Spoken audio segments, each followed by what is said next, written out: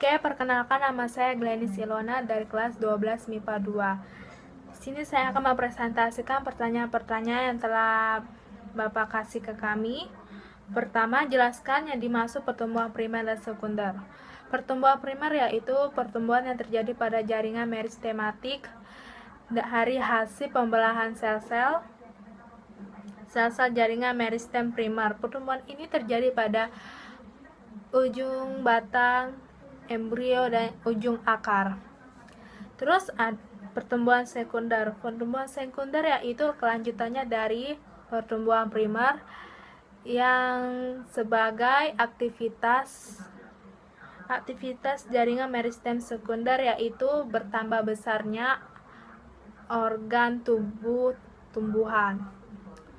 Lanjut ke pertanyaan kedua, faktor-faktor apa yang mempengaruhi perkembangan dan pertumbuhan pada tumbuhan?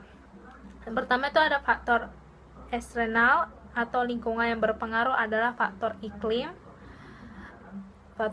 tanah, dan biologis. Terus ada faktor internal terdiri atas faktor intrasel yaitu sifat dari induknya, dan faktor intersel yaitu macam hormon antara lain auksin, gibelin, stokinin, asam abisestat, etilen, asam. Oke, lanjut nomor 3, yaitu pertanyaannya, apa yang dimaksud dengan hormon sitokinin?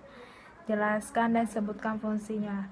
Nah, hormon sitokinin yaitu sekelompok hormon tumbuhan dan zat pengatur tumbuh yang mendorong terjadinya pembelahan sel pada jaringan meristematik.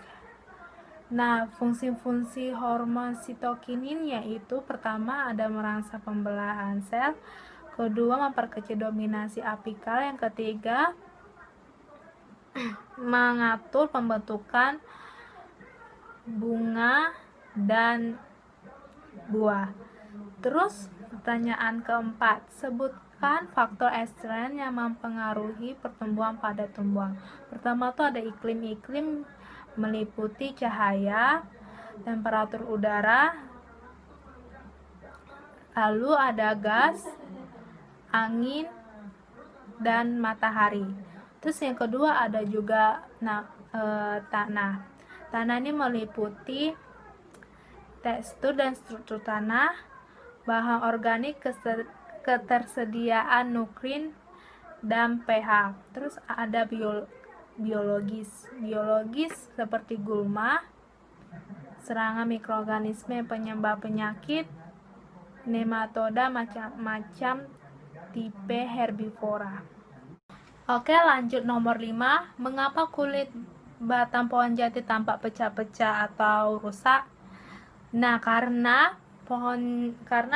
dalam kulit batang pohon cabang ini adanya aktivitas kambium yang terbentuk dari jaringan xilem dan floem lebih cepat daripada pertumbuhan kulit, sehingga dapat mengakibatkan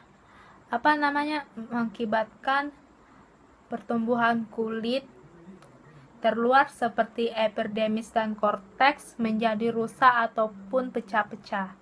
Oke, lanjut pertanyaan nomor 6. Jelaskan yang dimaksud dengan perkecambahan hipogel. Lalu gambarnya. Ini ya gambarnya. Oke.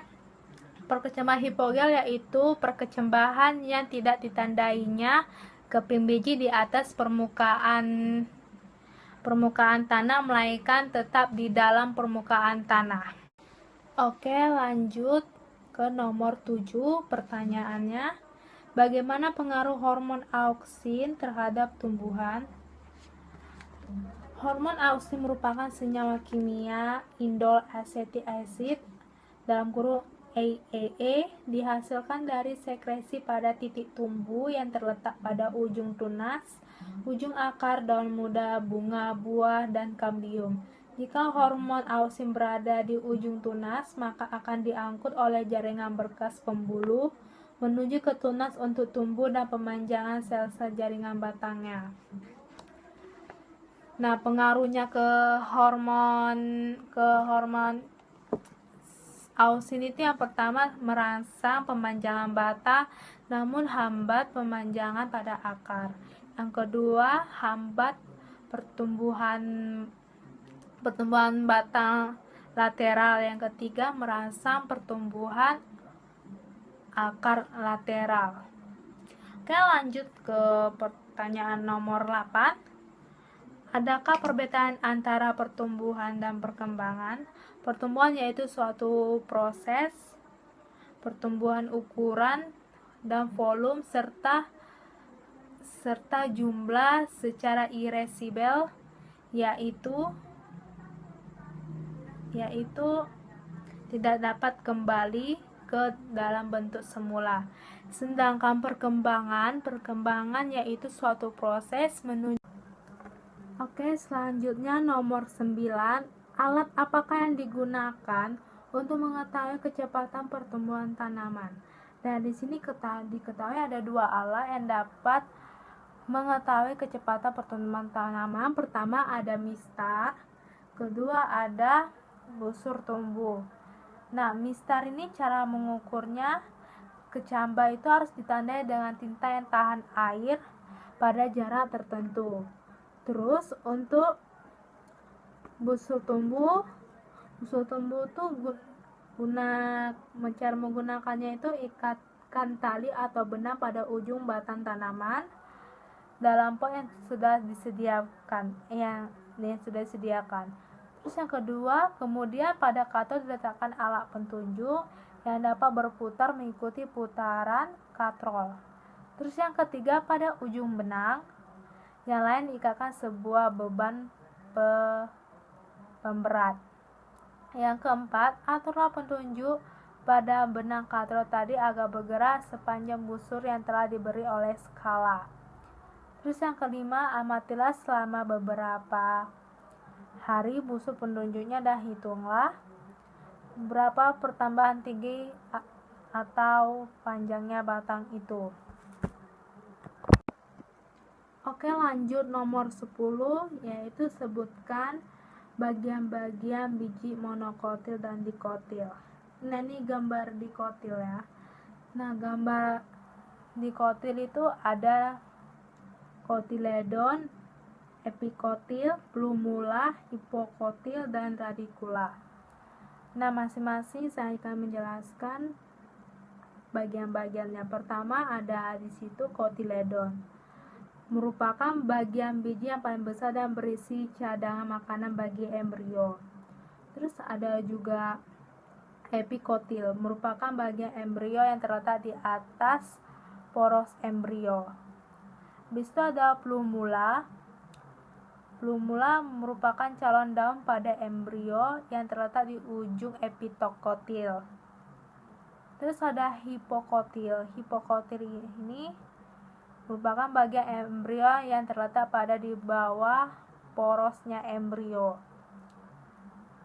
Terus ada juga radikula. Radikula yaitu merupakan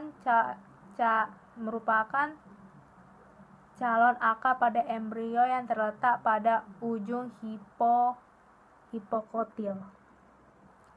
Nah, itu adalah bagian-bagian dari dikotil. Selanjutnya yaitu monokotil. Ini gambar monokotil yaitu biji jagung.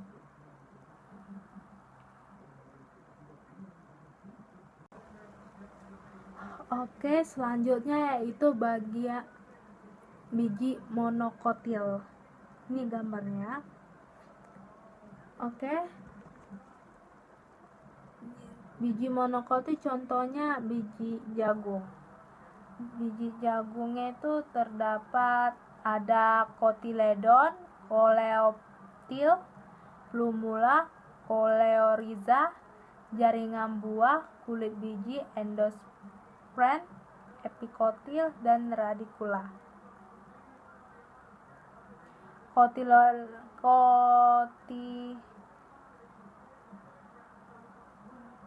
Pertama kita harus tahu dulu endosperma. Endosperma merupakan bagian terbesar dari biji monokotil yang fungsinya sebagai cadangan makanan bagi embrio. Beda sama dikotil tadi, dia yang berisi cairan makanan bagi embrio adalah kotiledon. Sedangkan monokotil yaitu endosperma, cadangan makanan untuk biji monokotil. Lalu ada juga skutelum, merupakan modifikasi dari kotiledon yang membentuk struktur khusus untuk berfungsi menyerap makanan dari endosperma untuk diberikan pada embrio. Lalu ada plumula. Plumula merupakan ujung atas embrio yang akan berkembang menjadi daun. Skutelum merupakan modifikasi dari kotiledon yang membentuk struktur khusus untuk berfungsi menyerap makanan dari endosperma untuk diberikan pada embrio. Lalu ada plumula. Plumula merupakan ujung atas embrio yang akan berkembang menjadi daun. Koleoptil merupakan struktur yang berfungsi untuk melindungi plumula agar plumula ini dapat berkembang menjadi daun dengan adanya koleoptil yang melindungi berlangsungnya berkembang menjadi daun. Lalu ada radikula. Radikula ini merupakan ujung bawah embrio yang akan berkembang menjadi akar. Lalu ada koleoriza. Koleoriza merupakan struktur yang berfungsi untuk melindungi radikula agar embrio dapat berkembang menjadi akar.